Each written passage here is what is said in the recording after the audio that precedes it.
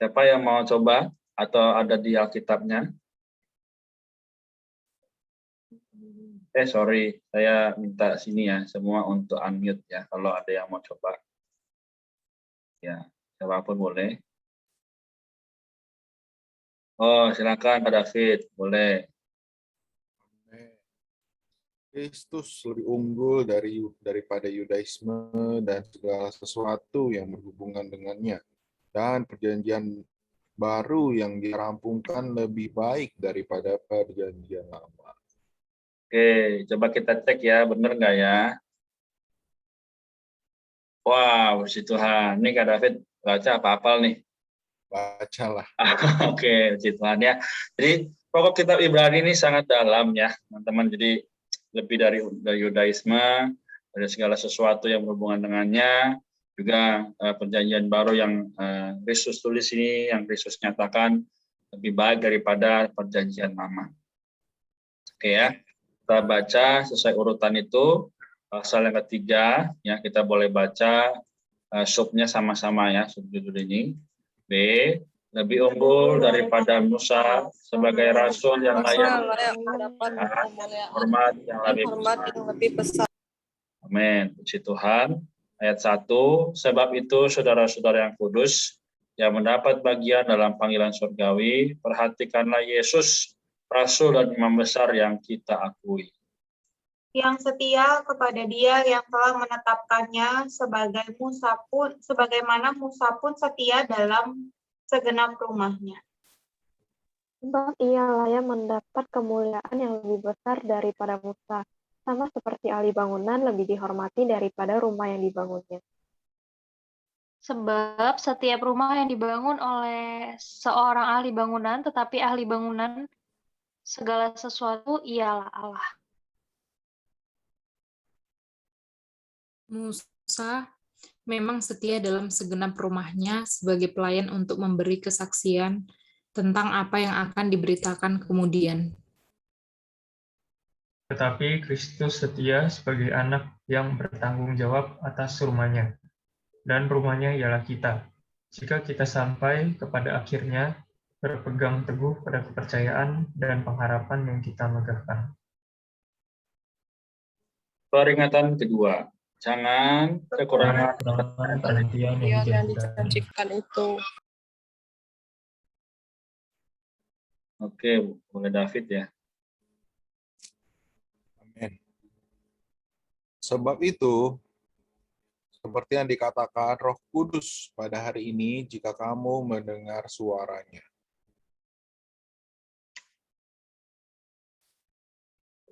Rika.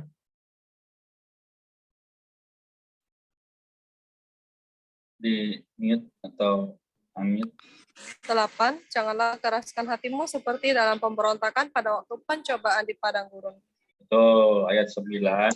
Di mana nenek moyangmu mencobai aku dengan menguji aku, sekalipun mereka lihat perbuatan-perbuatanku 40 tahun lamanya. Itulah sebabnya aku murka kepada orang-orang itu dan berkata selalu mereka sesat hati dan mereka tidak mengenal jalanku. Sehingga aku bersumpah dalam murkaku, mereka tak akan masuk ke tempat perhentianmu. Waspadalah, saudara-saudara, supaya di antara kamu jangan terdapat seorang pun yang hatinya jahat dan tidak percaya sehingga murtad dari Allah yang hidup. Tetapi nasihatilah seorang akan yang lain setiap hari, selama masih dapat dikatakan hari ini, supaya jangan ada di antara kamu yang menjadi tegar hatinya karena tipu daya dosa. Karena kita telah menjadi bagian dari Kristus. Asal saja kita berpegang teguh sampai akhirnya pada keyakinan iman kita yang semula.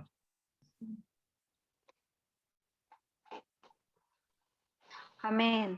Ya, ketika dikatakan pada hari ini, jika kamu mendengar suaranya, janganlah keraskan hatimu seperti dalam pemberontakan.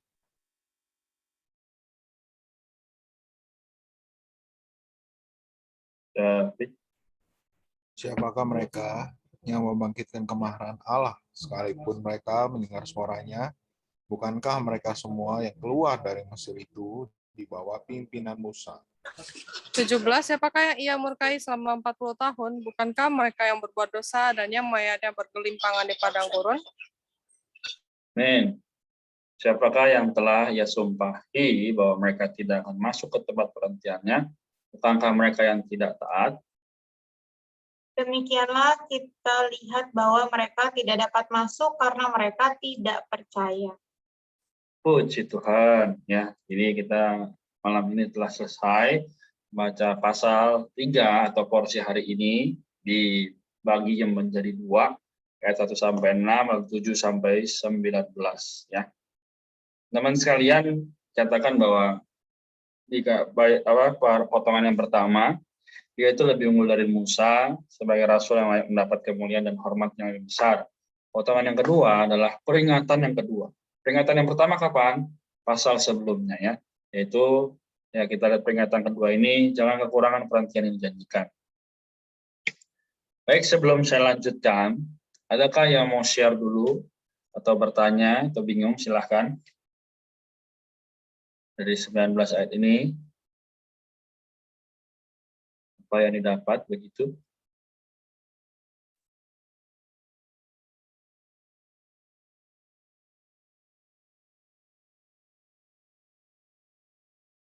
Oke, saya mulai dulu ya kalau begitu.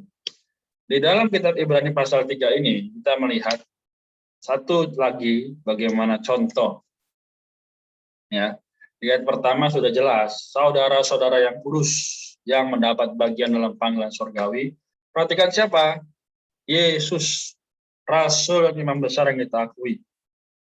Jadi, Yesus ini rasul juga ya, dia adalah yang diutus oleh Allah ke dalam dunia, dalam bumi. Untuk apa? Bisa menyelamatkan manusia. Jadi hari ini dialah imam besar kita juga. Nanti di pasal 4 kita lihat apa yang dilakukan terhadap kita. Tapi malam ini ya fokusnya adalah bagaimana seharusnya kita menyikapi Allah yang kita punya ini. Ayat kedua, yang setia kepada Dia yang telah menetapkannya, sebagaimana Musa pun setia dalam segenap rumahnya. Haleluya, atas setiap kitab yang ada, 66 kitab, semuanya saling berkaitan. Maka, ayat 3 dibilang, sebab Dia layak mendapat kemuliaan yang lebih besar daripada Musa. Layak nggak dia? Sangat layak. Ya. Sama seperti ahli bangunan, lebih dihormati daripada rumah yang dibangunnya. Jadi apa artinya? Sebenarnya, Yesus adalah sang awal dan sang akhir.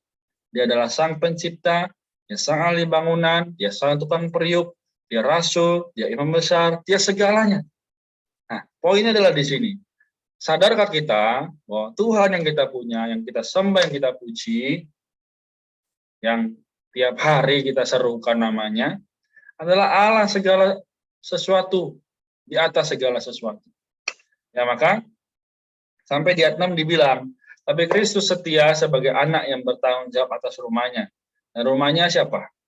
This is the point, ya. This is the crucial point. Rumahnya ialah kita, teman-teman sekalian. In our spirit, dalam roh kita, dia tinggal. Maka jika kita sampai kepada akhirnya berpegang teguh pada kepercayaan dan pengharapan yang kita megahkan. Oke, saya coba ya. Sekarang pengharapan yang kita punya, teman-teman megahkan enggak?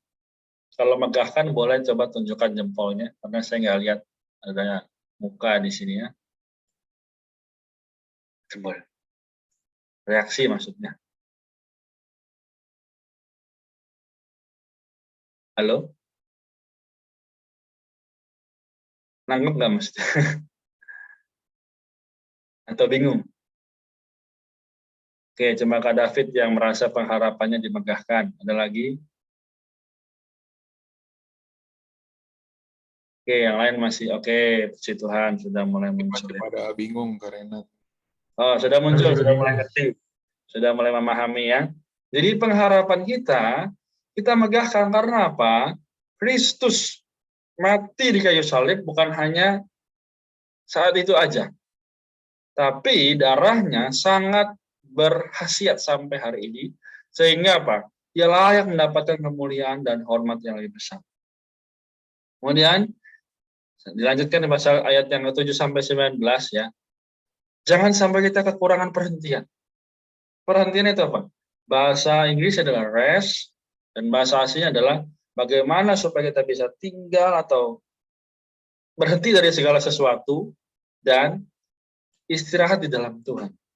Ini bukan berarti kita tubuh jasmaninya mati ya, tapi sekali lagi rest in peace, yaitu apa? Berarti apa? Sebenarnya adalah beristirahat dalam Kristus yang damai.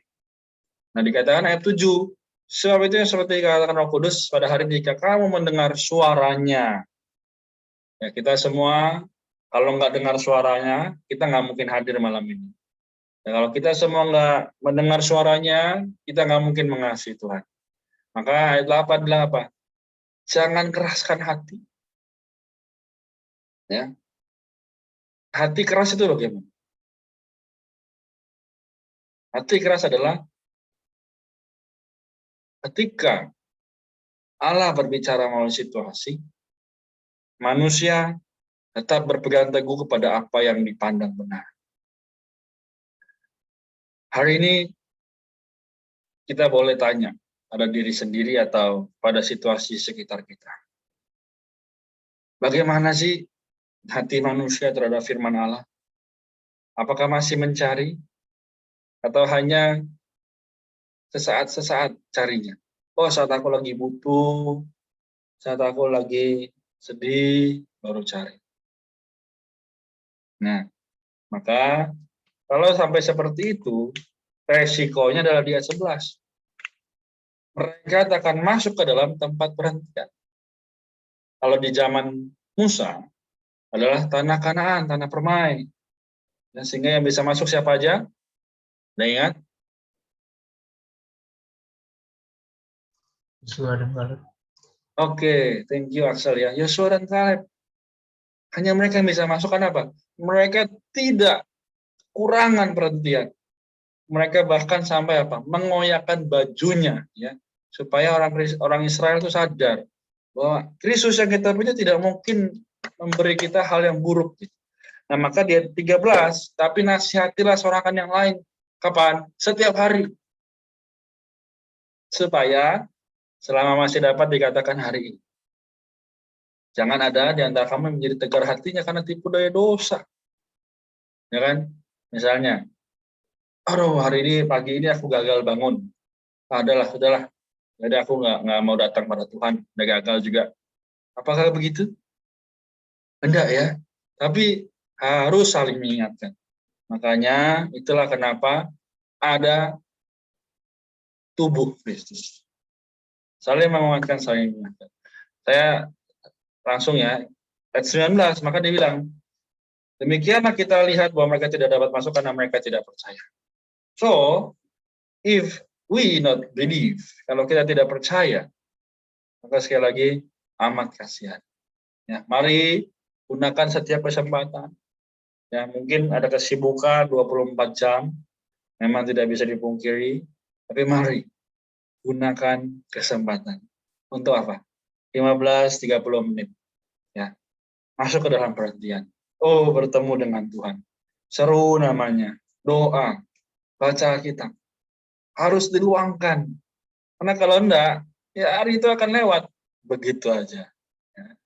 Amin. Jadi ini yang bisa saya bagikan.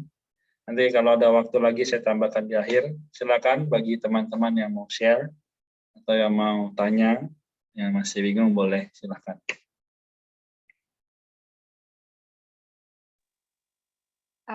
Aku coba share sedikit ya teman-teman ya. Aku terkesan banget di ayat 13 dan ayat 15 gitu ya, terutama di frasa selama masih dapat dikatakan hari ini, nasihatilah seorang akan yang lain. Jadi aku merasa ada satu keperluan ya, bagaimana kita juga tidak hanya memperhatikan diri kita sendiri sebagai orang yang egois gitu ya, di dalam hidup gereja kita janganlah menjadi orang yang individual gitu. Tetapi marilah kita juga bisa memperhatikan saudara-saudara kita yang lain gitu. Selama masih dapat dikatakan hari ini, itu kan artinya kita juga perlu memanfaatkan waktu sebaik mungkin ya. Kita perlu istilahnya tuh mengambil kesempatan, memanfaatkan kesempatan yang ada gitu. Selama kayak mumpung masih hari ini nih gitu, supaya kita juga nggak jatuh ke dalam dosa. Nah, tetapi sekali lagi memang ada satu keperluan gitu, di mana kita menyelamatkan diri kita dahulu gitu ya, supaya kita juga bisa menyelamatkan orang lain. Jadi hari demi hari ya harus dari kita dulu gitu ya, yang memanfaatkan waktu dengan sebaik mungkin gitu. Kita dulu dimulai dari kita masing-masing bisa memanfaatkan waktu yang ada gitu, supaya kita juga jangan tertipu oleh tipu daya dosa gitu. Nah, karena itu kita juga perlu hari demi hari dikuatkan, diteguhkan di dalam iman kita. Sehingga kita juga bisa kuat, kita teguh, dan kita juga bisa meneguhkan teman-teman kita yang lain. Mumpung hari ini gitu. Mumpung masih belum Tuhan datang kedua kali. Dikatakan juga di perikopnya ya, ini adalah satu peringatan gitu. Dan kalau peringatan itu kan hal yang keras gitu ya, kayak awas gitu ya, jangan sampai jatuh ke jurang gitu. Nah, jadi kita juga aku harap kita bisa sama-sama dikuatkan supaya ketika kita mendengar suara Tuhan ya melalui saudara-saudara kita gitu. Kalau misalkan ada satu ajakan gitu ya untuk kembali lagi bertobat kepada Tuhan, ya janganlah kita mengeraskan hati kita gitu ya. Kalau misalkan kita terus-terusan gagal, ya nggak apa-apa gitu. Kita bertobat lagi kepada Tuhan. Janganlah sampai kita mengeraskan hati kita sehingga kita juga celaka gitu ya. Sudah celaka tapi nggak mau bertobat gitu. Janganlah demikian. Mari teman-teman kita juga belajar sama-sama manfaatkan waktu yang ada. Jangan keraskan hati kita. Amin. Amin, puji Tuhan. Ketika baca porsi hari ini, aku terjemah dengan 2 ayat nih. Yang pertama di ayat ke-6 dikatakan, tetapi Kristus setia sebagai anak yang bertanggung jawab atas rumahnya, dan rumahnya ialah kita. Jika kita sampai kepada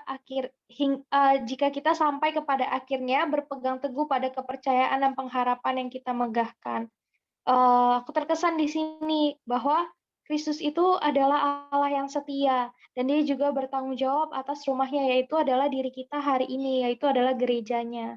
Puji Tuhan, kita tidak, meskipun kita sudah jatuh dalam dosa, kita juga masih sering memberontak, tapi puji Tuhan, dia tetap adalah Allah yang setia dan bertanggung jawab atas kita. Nah, aku juga terkesan di ayat 14 dibilang, karena kita telah menjadi bagian dari Kristus, asal saja kita berpegang teguh sampai akhirnya pada keyakinan iman kita yang semula. Kata bagian dari Kristus ini juga artinya adalah mitra Kristus. Nah, mitra itu kan kayak rekan kerjasama gitu ya. Puji Tuhan, hari ini status kita juga adalah sebagai mitra dari Kristus. Ya, karena itu kita perlu berpegang teguh sampai berpegang teguh pada keyakinan iman kita yang semula. Amin, puji Tuhan. Amin. Silakan, ada lagi selain Marta atau Kak Leji?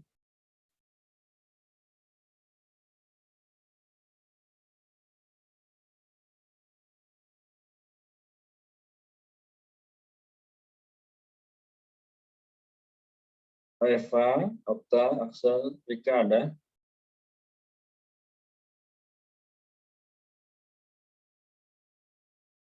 Amin.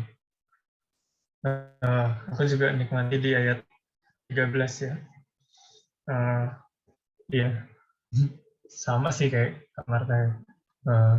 Aku juga nikmati bahwa ya sama masih ada hari ini gitu ya, masih Tuhan kasih kesempatan gitu kan. Ya baiklah kita tidak menyia-nyiakan kesempatan. Ya. Baiklah kita terus ya kalau berbuat dosa ya kita bertobat, berpaling pada Tuhan ya.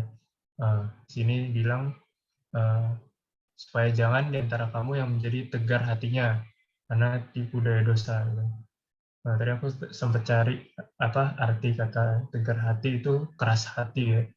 Sama kayak artinya sampai ayat 8 gitu. Amin. Semoga ya hati kita tidak menjadi keras karena ya akibatnya seperti bangsa Israel waktu itu ya, mereka nggak bisa masuk ke tanah Kanaan itu, tanah yang Tuhan janjikan.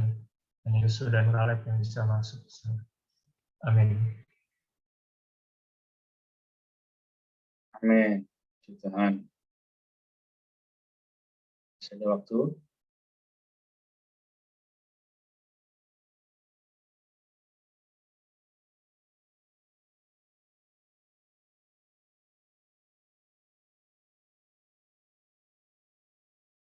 Amin. Aku menikmati ketika diceritakan tentang bangsa ini yang begitu murka ya, tetapi Tuhan tetap mengasihi mereka dan tetap mau memimpin mereka gitu. Mungkin kalau misalkan aku baca cerita ini ketika di Perjanjian Lama, aku juga bakal kesel gitu. Maksudnya segala mukjizat, segala tanda-tanda udah Tuhan kasih ke mereka biar mereka percaya dan tetap ikutin arahan dari Tuhan, tetapi mereka tetap keras gitu hatinya dan tetap memberontak. Di sini ya aku pun juga kesel gitu saat membaca itu gitu. Tapi aku melihat kembali gitu betapa Tuhan tidak meninggalkan bangsa ini. Dan sama seperti kita juga di zaman sekarang di ayat 15 aku juga menikmati ini sama seperti yang lainnya, yaitu kita jangan mengeraskan hati kita ketika seperti dalam pemberontakan. Nah sekarang pun benar tadi kan dikatakan kita sekarang bisa ada di sini karena Tuhan memanggil kita. Aku juga tadinya lagi nonton series, tadinya sempat kayak wah udah mau jam 9 nih gitu kan, terus bablas ya, tapi tiba-tiba nggak tenang gitu hatinya. Tapi aku bersyukur sih, ya Tuhan memanggil aku gitu untuk datang membaca firman-Nya. Ya kiranya juga aku juga perlu belajar sih untuk tidak mengeraskan hati terhadap panggilan Tuhan gitu. Karena selama Tuhan kasih waktu sekarang, aku harus mempergunakan waktu itu dengan baik-baik dan tidak menutup telinga aku terhadap panggilan Tuhan. Karena di ayat 19 juga bagus ya, karena demikian kita lihat bahwa mereka tidak dapat masuk karena mereka tidak percaya. Ayatnya juga bagus ya, karena kita juga sekarang udah percaya, sekarang kita seperti bangsa itu dapat masuk ke tanah Kanaan, ya kita pun mendapatkan bagian itu gitu, karena kita memiliki hati yang percaya. Ya kiranya kita mempertahankan percaya kita gitu kepada Tuhan, dan terus belajar sih untuk tidak mengeraskan hati terhadap panggilan Tuhan. Amin. Amin. Aku mau sharing sedikit juga ya. Aku teringat nih di ayat 13 dan 15 ya kan, di sana dikatakan pada hari ini ya kan, di ayat 13 hari ini. Ya, inilah firman Tuhan gitu. Di mana ada kata hari ini gitu ya kan. Ya, kata ini ya mumpung kita lagi bahas Musa ya kan. Berlawanan gitu ya kan dengan yang dikatakan oleh Firaun ya pada saat Musa meminta izin kepada dia ya kan untuk membawa bangsa Israel keluar dari Mesir. Dia nggak bilang hari ini ya kan. Dia bilangnya besok. Besok ya kamu keluarlah dengan keluarlah ya kan, turutilah perintah Tuhanmu. Tapi besoknya apa? Besoknya dibilang lagi, besok aja, besok lagi. Ya kan? Prinsip iblis itu besok, besok, besok. Ya kan? Tapi prinsip Tuhan, ya kan? Dia katakan hari ini. Ya kan? Puji Tuhan atas kata hari ini ya. Semoga ya kita semua ya bisa terbangun hari ini. Ya kan? Mumpung masih ada hari ini. Ya kan? Tadi yang bilang, mumpung masih ada hari ini. Gitu. Kita harus menggunakan waktu-waktu yang ada. Betul. Ya, tadi juga ada yang sharing ya, ketika gagal apa yang harus kita lakukan ya kan. Jangan kita putus asa, kecewa. Tapi ketika kita gagal ya kan, kita bangkit lagi. Ya, ketika kita gagal ya kita tidak tenggelam di dalam putus asa kita. Oh, hari ini gagal nih, nggak baca Alkitab. Ya kan, jangan putus asa ya kan. Ya, kita bertobat kepada Tuhan. Jangan kembali mempersembahkan diri kita gitu. Ya. Dengan demikian ya darah Tuhan itu selalu tersedia bagi kita. Yang seperti Korenat bilang tadi, di mana di Wahyu juga dikatakan, ya, darah Tuhan, Yohanes itu melihat, ya kan, anak domba itu yang baru tersembelih. Ya, di sini artinya adalah, ya meskipun Tuhan itu telah disalibkan 2000 tahun yang lalu, tapi darah Tuhan itu seperti baru tersembelih. Ya kan, artinya apa? Darah Tuhan itu selalu bisa kita gunakan setiap saat. Ya kan? Pintu pertobatan itu pun juga terbuka setiap saat. Ya, selama masih dapat dikatakan hari ini. Ya, supaya jangan ada di antara kamu yang menjadi tegar hatinya karena tipu daya dosa. Ya, semoga ya kita kiranya hari ini ya kan, bisa kembali ya kepada Tuhan, bisa kembali bertobat ya kan, yang selama ini mungkin dari pagi ya kita gagal, ya kan, kita lupa berkontak dengan Tuhan. Ya, jangan kecewa, ya kan, jangan putus asa. Mari kita bertobat, ya kan. Puji Tuhan ada BFY ini, ya kan. Di mana ya kita bisa kembali mempersembahkan waktu kita untuk Tuhan. Amin. Oke ya, teman-teman, karena waktu saya tutup di dalam doa aja ya. Amin. Tuhan Yesus, Tuhan terima kasih Tuhan atas firman-Mu pada hari ini Tuhan. Kembali menguatkan kami, kembali merawat kami. Tuhan kiranya firman Tuhan yang hari ini kami baca Tuhan, boleh terus kami laksanakan. Tuhan kami lakukan di dalam kehidupan sehari-hari kami Tuhan. Ketika kami gagal, kami bangkit lagi. Ketika kami berbuat dosa, kami kembali bertobat kepadamu. Tuhan, karena kami masih tinggal di dalam manusia daging. Masih banyak yang harus ditanggulangi di dalam setiap diri kami, Tuhan. Kiranya semakin hari, Tuhan, kami semakin diserupakan dengan diri-Mu, Tuhan. Semakin hari, kami semakin ditransformasi. Tuhan Yesus, terima kasih atas darah-Mu yang selalu tersedia bagi kami. Tuhan, kami cinta padamu. Amin. Oke, saya kembalikan kepada Korenat. Apakah ada pengumuman? Oke, puji Tuhan ya.